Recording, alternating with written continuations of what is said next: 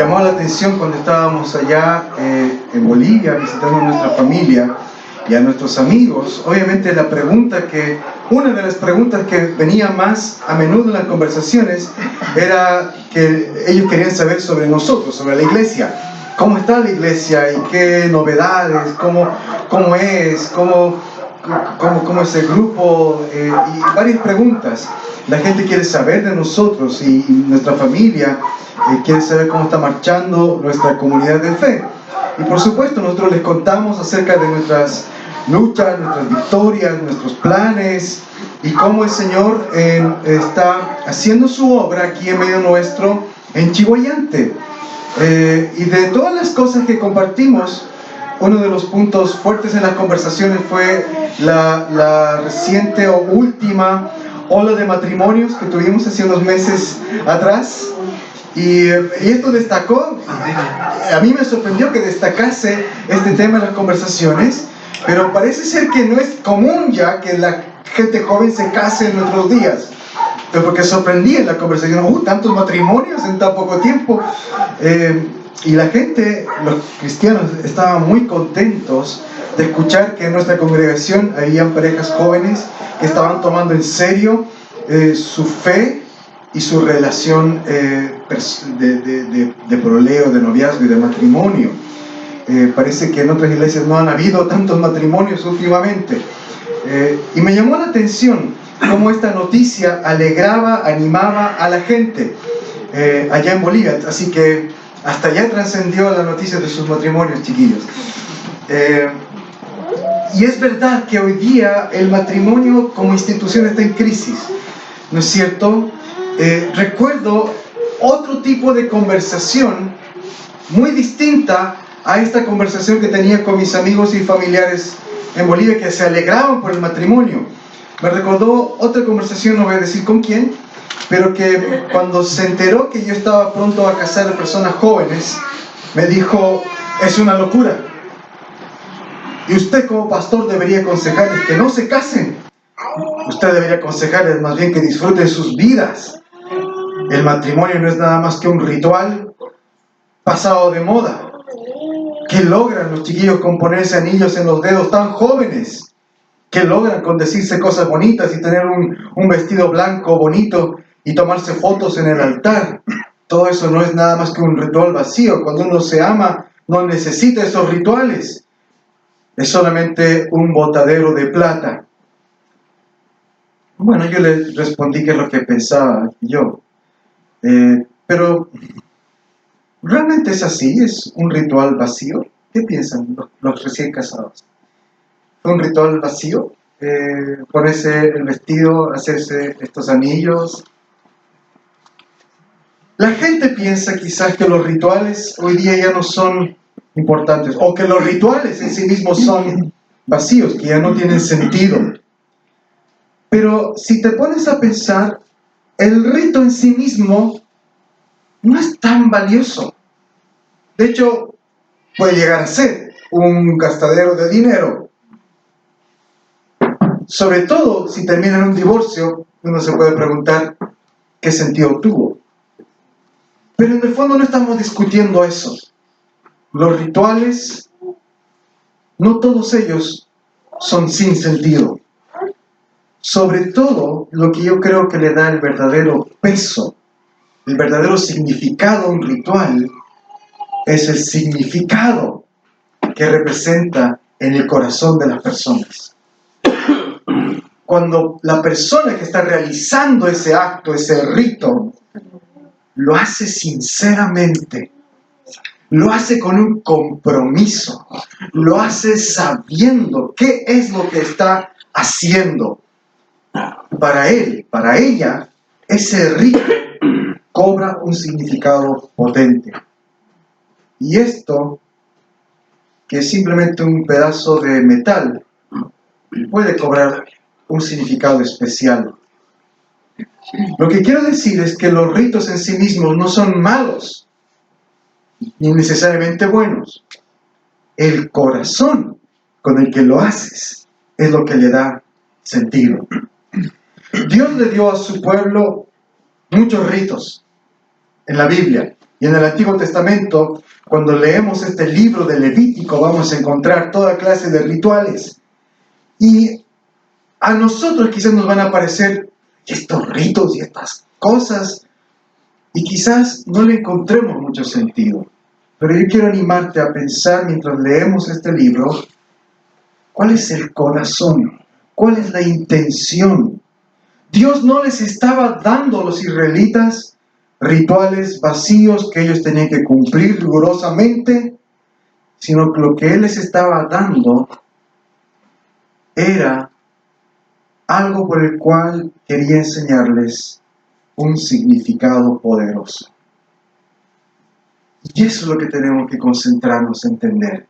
¿Cuál es el significado de cada uno de estos rituales? Hoy día nos fue leído este capítulo 1 de Levítico y encontramos sacrificios de animales. Ninguno de nosotros está relacionado o está en nuestro contexto el tener sacrificios. ¿O alguno de ustedes hizo un sacrificio animal? Levanten la mano. ¿Quién hizo algún sacrificio últimamente? ¿En su vida? Nadie. No, pero quizá lo aplastaste al gusano accidentalmente o la mosca porque te estaba molestando. Pero un sacrificio es tomar ritualmente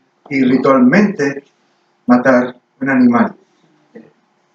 ¿Qué significan estos ritos? Es lo que vamos a ver estudiando el libro de Levítico. Así que te animo, cobra ánimo para leer este libro. Oremos. Padre, gracias que en tu palabra tú tienes luz y verdad para nosotros. Te pedimos que ahora que vamos a escuchar esta exposición de la Biblia, en primer lugar sea fiel a la Biblia. Que lo que voy a decir no sea simple filosofía humana, sino que sea una explicación fiel a lo que la palabra de Dios está diciendo. Y abre nuestros corazones y mentes para recibir esta enseñanza y que aquello que sea de ti se quede grabado en nosotros. Te lo pedimos en el nombre de Jesús. Amén. Amén. Vamos rápidamente al Levítico entonces. Primero que nada quiero que recordemos dónde estamos en la historia, porque este libro fue escrito en un momento histórico, en un momento que necesitamos conocer el contexto. El Levítico es el tercer libro en nuestras Biblias y está después del Éxodo. Y esto es así porque en un sentido continúa la historia del Éxodo. Tenemos que recordar que Dios en el Génesis nos muestra que Él creó todas las cosas y nos muestra cómo nosotros rechazamos el gobierno de Dios y le dimos la espalda. Y las consecuencias de eso fue la expulsión del ser humano, pero Dios en su misericordia reunió un pueblo y le prometió un hombre a Abraham que iba a ser una gran familia de sus descendientes. El libro de Génesis termina con los descendientes de Abraham llegando a Egipto. Y en el libro del Éxodo, que es el segundo libro de la Biblia, vemos que esos descendientes de Abraham se convirtieron en un gran pueblo, pero que estaban esclavizados. Pero Dios envía un libertador que los rescata de Egipto y salen de Egipto. Dios liberó a Israel de la esclavitud por medio de grandes demostraciones de poder. Y cuando el pueblo salió de Egipto, Dios los condujo hasta el Mar Rojo. Y Él dividió las aguas del mar para que ellos pudieran cruzar y estar a salvo. ¿Recuerdan todo esto? Dios los salvó. Él lo hizo solo, por medio de su gran poder y su gran misericordia. Él derrotó a sus enemigos. Los israelitas no tuvieron que pelear, no tuvieron que alzar ni una espada. Dios lo hizo todo. Y luego de salvarlos, luego de rescatarlos, Dios los condujo al monte Sinaí, en el desierto. Y allí Dios hizo un pacto con ellos. Él les dijo estas palabras: si ahora ustedes prestan oído a mi voz y cumplen mi pacto, serán mi tesoro especial. Ustedes serán para mí un reino de sacerdotes y un pueblo santo. Ese es el pacto de Dios. Si ustedes cumplen mi palabra, serán mi tesoro. Y estas palabras nos gustan, ¿no es cierto? ¡Oh, tesoro especial! Estos son los típicos versos, promesas o los versos panes diarios, ¿no? Que salen esos, que venden o regalan estos versiculitos en trocitos de cartón. ¡Oh, de qué dice que soy tesoro especial de Dios! Nos encanta identificarnos con esa parte. Pero hay un detalle. Este versículo dice, si cumplen mi pacto, si obedecen. Esa parte nos la saltamos. Dios les dijo a los israelitas, tienen que obedecerme, tienen que obedecer mi palabra. ¿Y qué es lo que pasó? Dios les dio ahí en el monte los mandamientos, esto está en el libro del Éxodo, y les dio leyes. Y cada vez que les daba estos mandamientos, el pueblo decía, haremos todo lo que el Señor ha dicho. De hecho, está 3 veces registrado esta respuesta del pueblo en el libro del Éxodo. Éxodo 19:8, Éxodo 24:3 y 24:7. 3 veces el pueblo dice, obedeceremos. Sí, nos gusta ser tu tesoro, que tú nos ames, nos cuides, nos protejas. Obedeceremos, obedeceremos, obedeceremos. Y luego Moisés vuelve a subir al monte para encontrarse con Dios. Y mientras estaba ahí en el monte, no pasó un año, no pasó un mes, no pasó siquiera semanas, pasaron unos cuantos días, y el pueblo, ¿qué hizo? Se construyó un ídolo y comenzó a adorar a este ídolo como si fuera Dios. Habían dicho, obedeceremos, obedeceremos, obedeceremos. Inmediatamente después de haber prometido que obedecerían, estaban violando los 2 primeros mandamientos. No tendrás otros dioses, no harás ídolos. Por lo menos hubieran esperado unos cuantos meses, ¿no?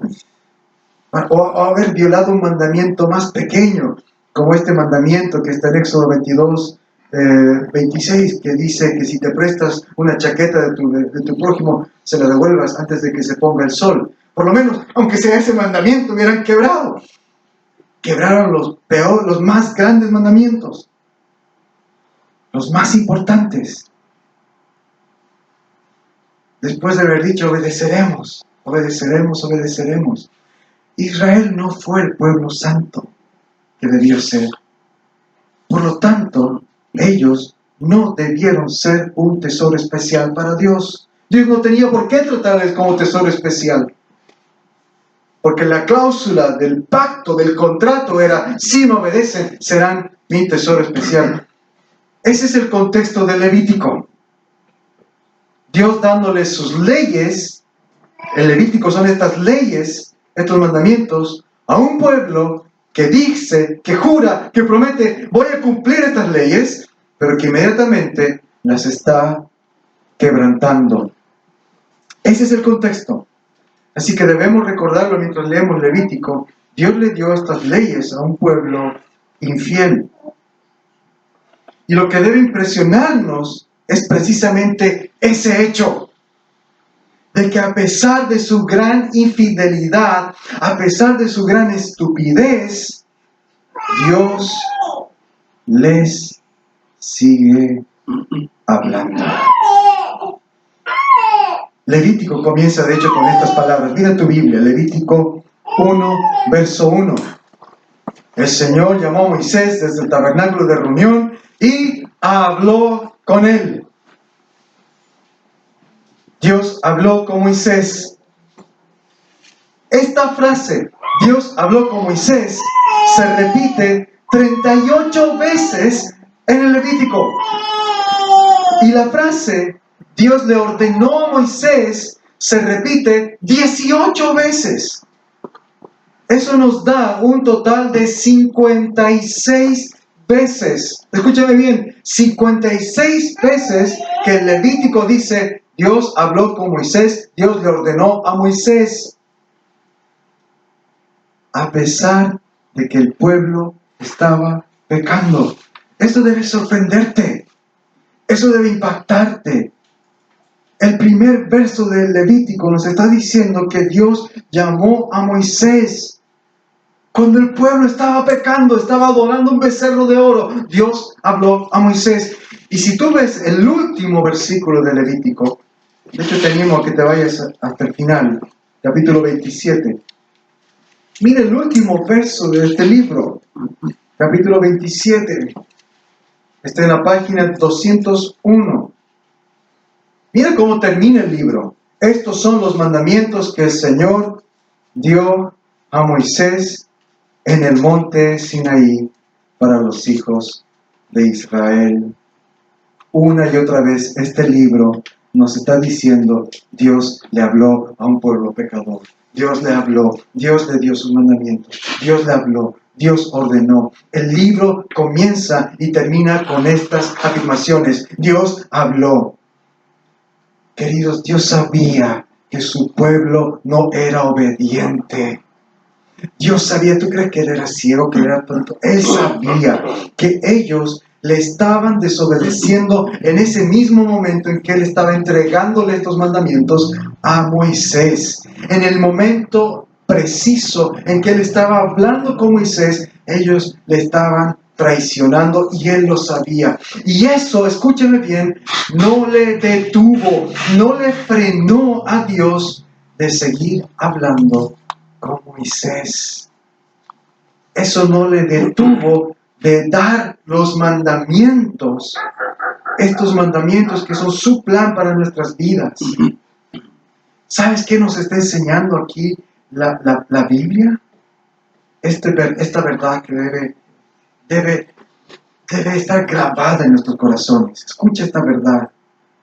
A pesar de que el pueblo de Dios pecó y peca, a pesar de nuestra infidelidad, Él te invita a encontrarle.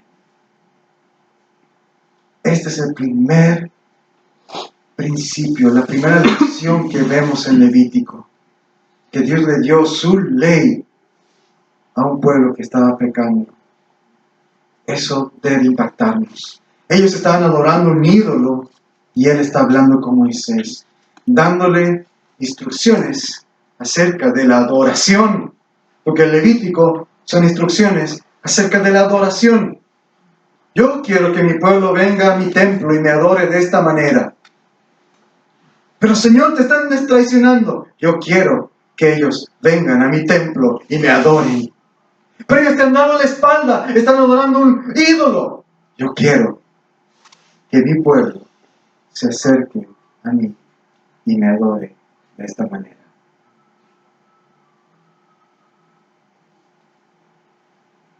Esto es el Evangelio en el Levítico, las buenas noticias.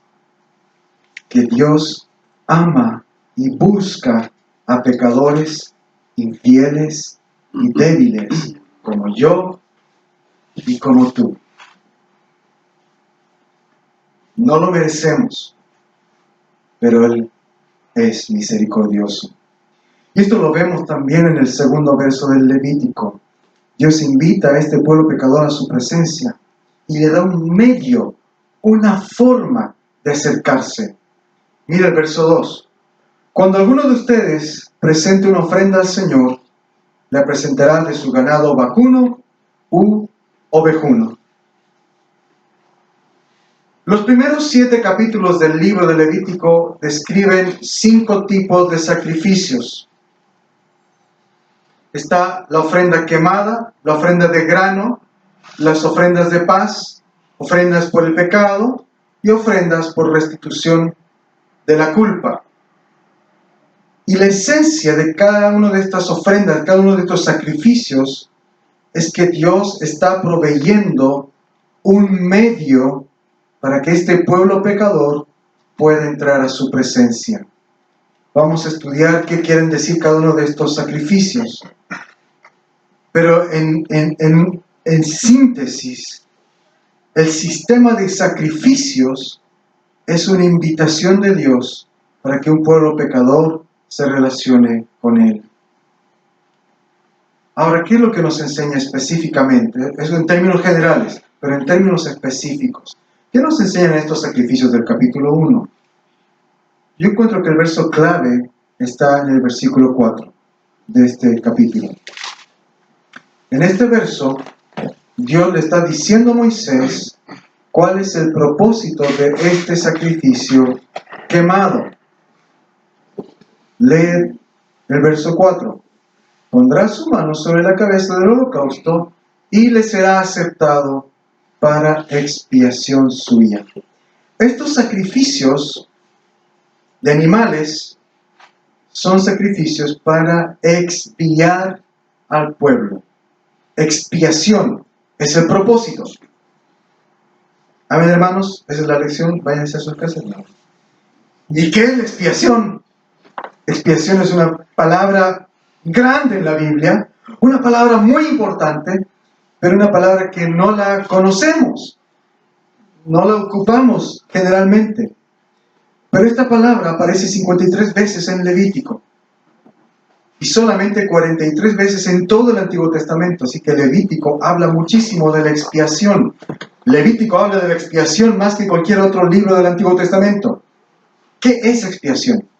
En pocas palabras, expiación tiene que ver con la reconciliación.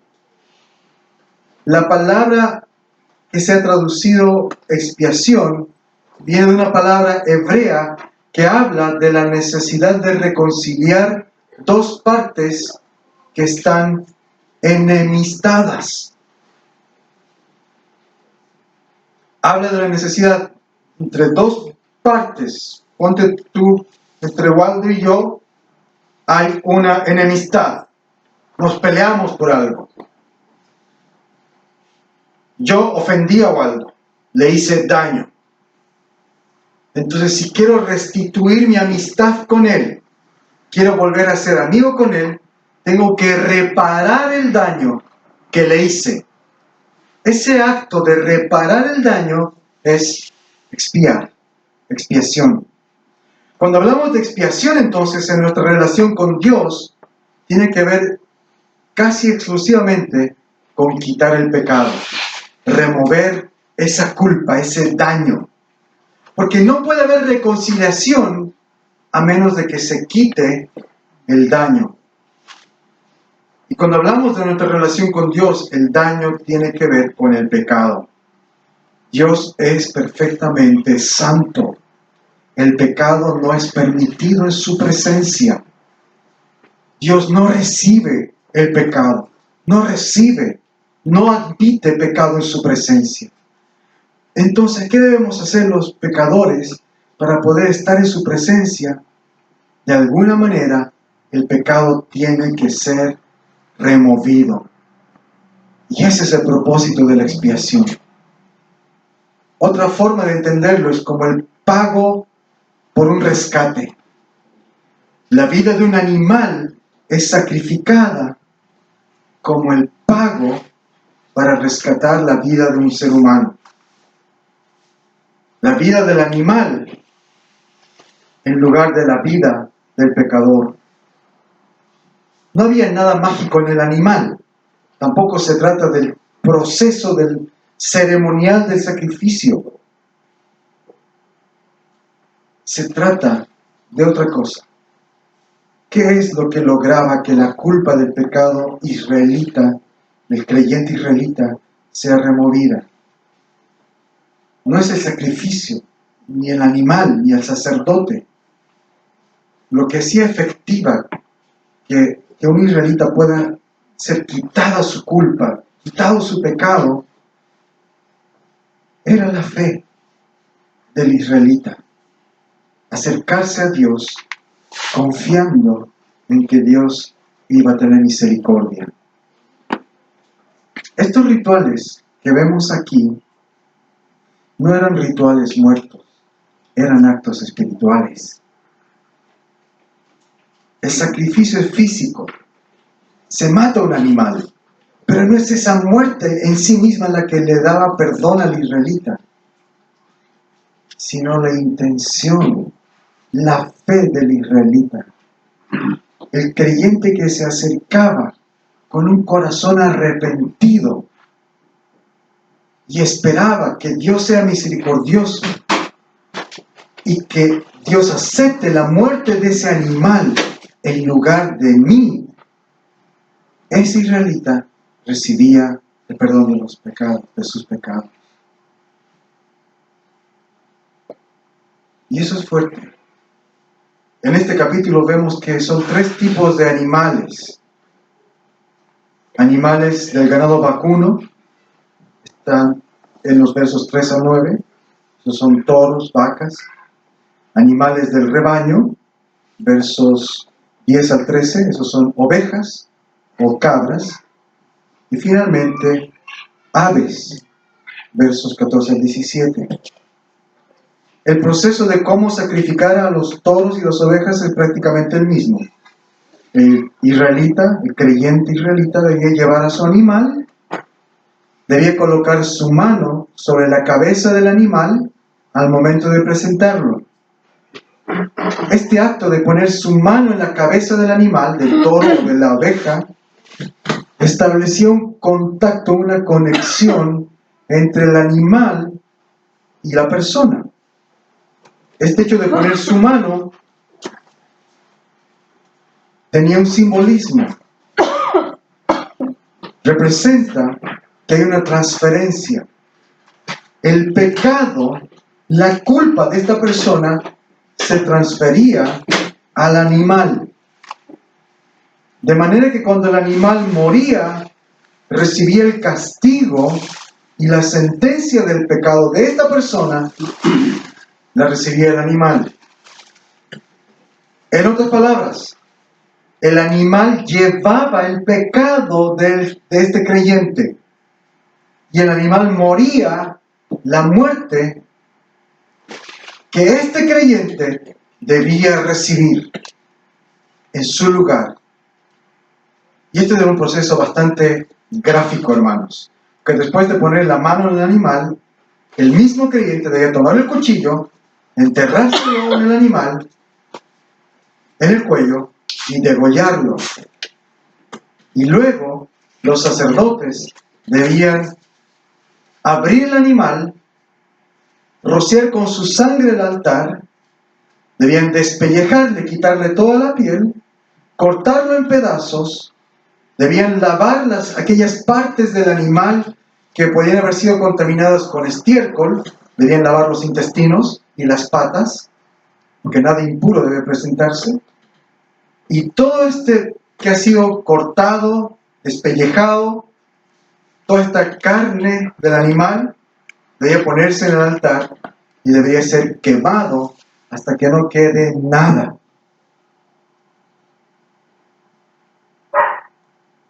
¿Qué manera más gráfica de decirle al israelita: tú deberías recibir un cuchillazo en tu cuello, ser degollado, ser despellejado, ser cortado en pedazos, y nada de ti debería ser consumido por el fuego? Pero en lugar de eso, no eres tú el que va a recibir ese castigo, es este animal. La diferencia con el sacrificio de las aves es que la sangre de las aves no era rociada en el altar, probablemente porque las aves no tenían suficiente sangre como para ser rociada en todo el altar. De todas maneras, el sacrificio de aves era igualmente efectivo, porque no se trata de la clase del animal, se trata de la fe de la persona con la la fe que la persona que presentaba el sacrificio. Dios permitió el sacrificio de aves probablemente como un medio para aquellos israelitas que no tenían dinero, o aquellos israelitas que sacrificar un toro o una oveja era demasiado gasto, entonces las aves eran un sacrificio más barato. El punto es que todo israelita debía tener un sacrificio. Pecaba, tenía que ir al templo con el animal que él podía sacrificar, ya sea un toro, ya sea una oveja o una paloma, y presentarlo. Era un acto gráficamente sangriento y brutal. ¿Por qué Dios ordenó esto como un medio de adorarle? O sea, nosotros decimos, vamos a adorar a Dios y venimos a la iglesia los domingos, ¿no es cierto? ¿Y qué hacemos aquí? Cantamos, oramos, leemos la Biblia y escuchamos una exposición de la Biblia. En el Antiguo Testamento era, vamos a adorar a Dios. Ok, toma tu animal por tu pecado y mátalo. ¿Por qué? Los sacrificios nos están enseñando algo tremendamente potente, que muchas veces es olvidado, muchas veces ya no se predica, de hecho en iglesias. Los sacrificios nos están enseñando cuál es la consecuencia de tu pecado y de mi pecado. Desde la creación del universo, Dios estableció una verdad universal inalterable, una verdad que no se cambia, y es esta: el pecado conduce a la muerte. Dios se lo dijo a Adán y a Eva. No comas de este árbol, porque el día que comas, ciertamente morirás. El pecado, queridos, trae muerte. La muerte es la consecuencia directa, la consecuencia irrefutable del pecado. Y es así por cada pecado, grande o chico. Por eso, la sangre de los sacrificios no paraba de correr en Israel.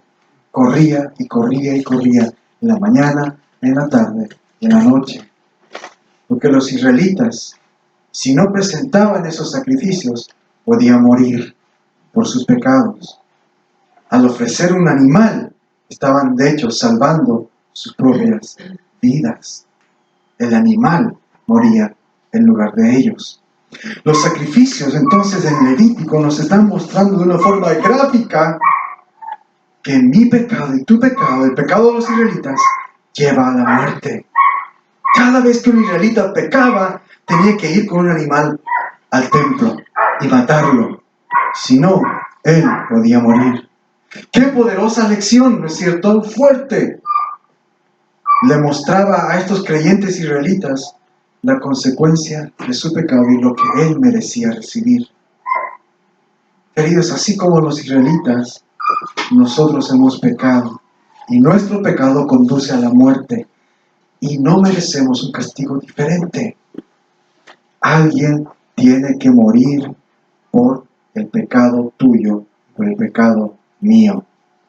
Ya sea nosotros morimos y somos condenados y apartados por siempre de Dios, o un sacrificio alternativo muere en lugar nuestro. Y aquí está la respuesta de Dios. En el Antiguo Testamento, el sacrificio alternativo fueron los toros, las ovejas, las palomas.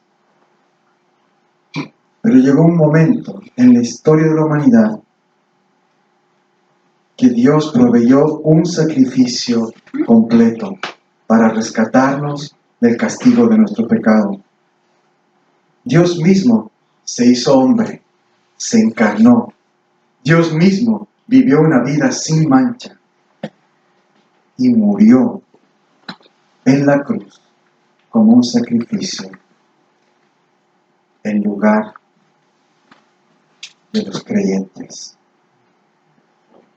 Cuando recibimos esta noticia de que Dios mismo se sacrificó por nosotros, con fe, y nos acercamos a Dios, ya no llevando un cordero para degollarlo, sino nos acercamos a Dios en el nombre de Jesús, creyendo con fe. Entonces, nuestros pecados, nuestra culpa, son también removidos y limpiados, y nuestras vidas son perdonadas. Su muerte, la muerte de Jesús, llega a ser el sacrificio supremo. El apóstol Pablo dice: cuando éramos enemigos de Dios, fuimos reconciliados con Él mediante la muerte de su Hijo. Romanos 5:10. El Nuevo Testamento enfatiza esto, hermanos, con fuerza.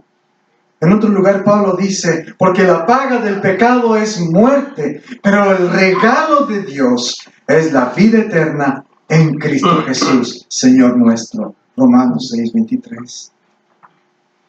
Así que cuando leemos que Dios le dio estas leyes aquí en Levítico acerca de sacrificios que tenían que matar estos animales día tras día, pecado por pecado, un nuevo sacrificio, pecabas, otro sacrificio, lo que nos está diciendo es que Dios sabía que su pueblo estaba pecando y que iba a pecar y que necesitaban un medio de salvarse.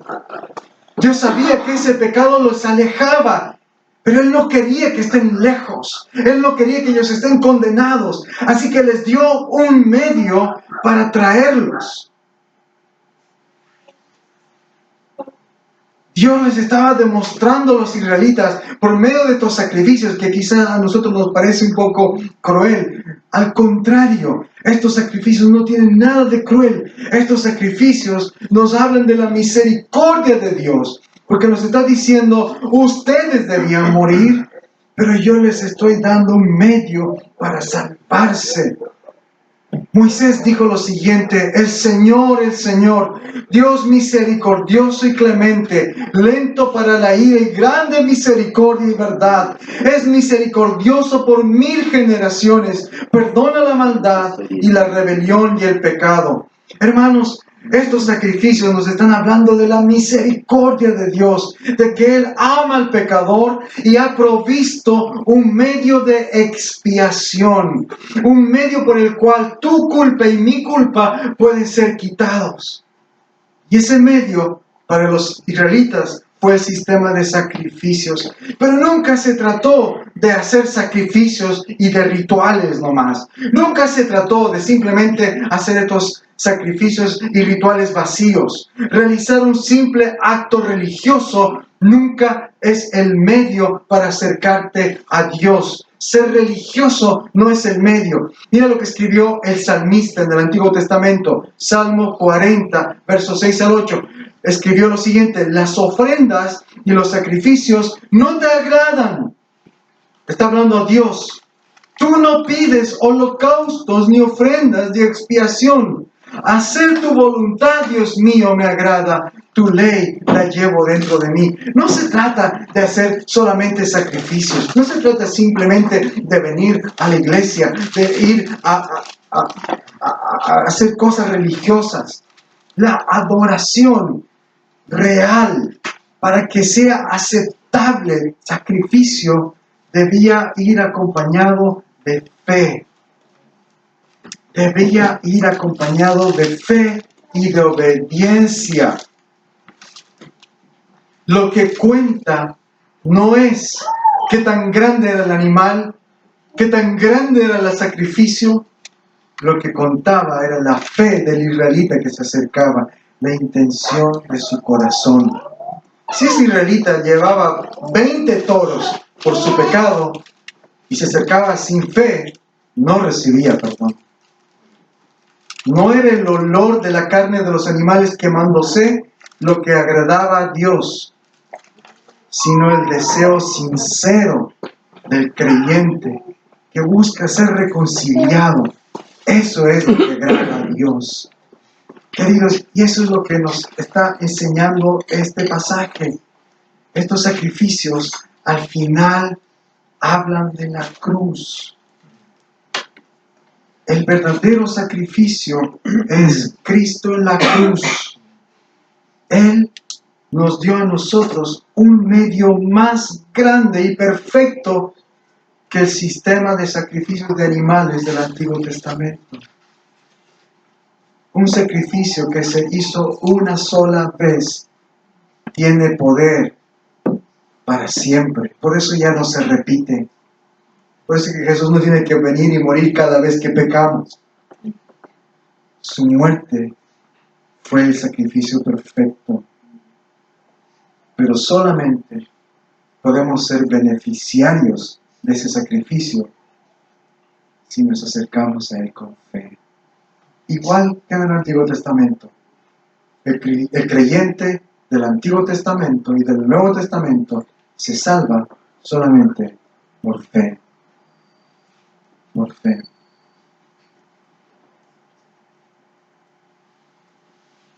Este sistema de sacrificios, Dios lo diseñó en el Antiguo Testamento para prepararnos para recibir el sacrificio verdadero y definitivo de Jesús. Porque Jesús fue verdaderamente inocente, justo y santo. Su sangre es más poderosa que la de los animales. Primera de Juan dice: la sangre de Jesús nos limpia de todo pecado. Esta es la invitación del Evangelio para ti y para mí. Este sermón lo he titulado La invitación del Evangelio. Desde el Levítico, Dios nos está invitando a pecadores como tú y yo. No a rituales vacíos. No a venir a la iglesia como algo ritual, tradicional, no a leer tu Biblia o a participar de los sacramentos como un rito vacío.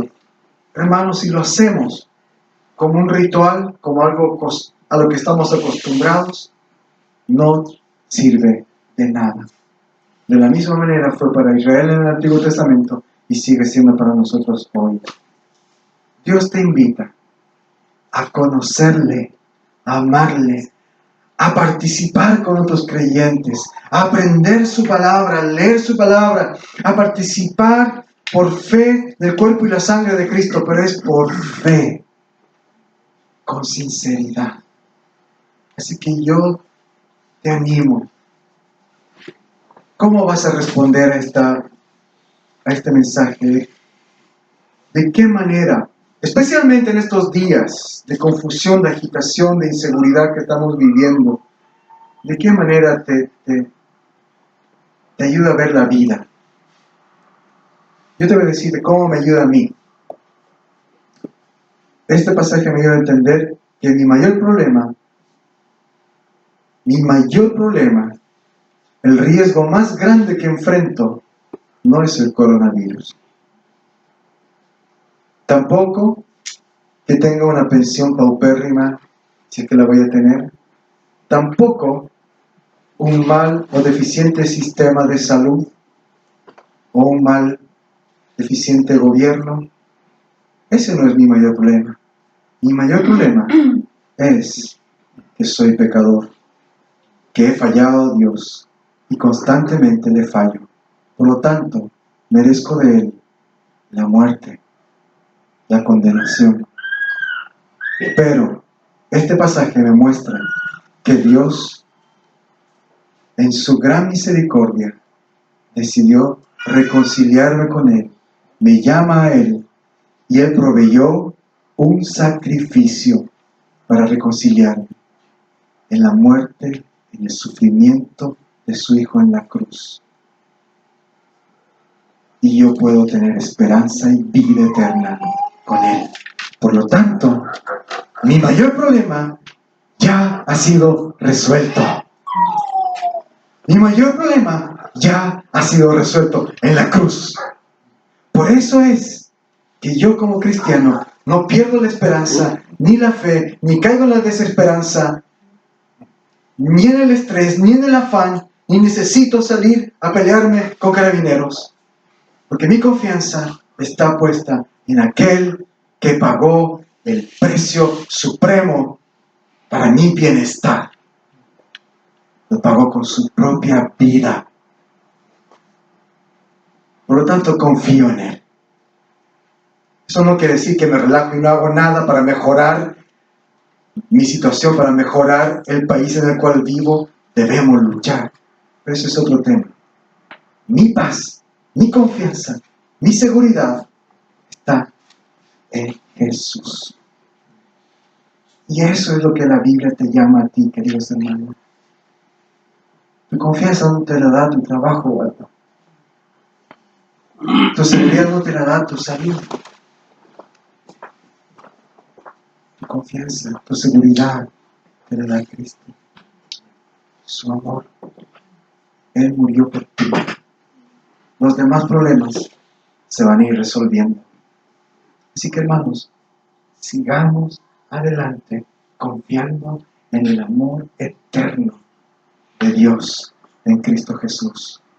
Podemos enfrentar los problemas que van a venir. Podemos enfrentarlos con la confianza y la seguridad del sacrificio de Cristo. Amén. Amén. Ánimo, ánimo. Perseveremos en la fe. Dios es bueno. Oremos.